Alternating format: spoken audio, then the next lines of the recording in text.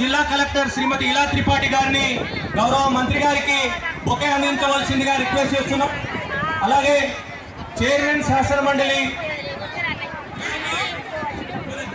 జేసీ శ్రీనివాసరావుగా request చేస్తున్నాం. అలాగే వీళ్ళ ఏలయ్య విప్ తెలంగాణ ప్రభుత్వం గారిని జేసీ లోకల్ బాడీ గారిని అందించవలసిందిగా రిక్వెస్ట్ చేస్తున్నాం.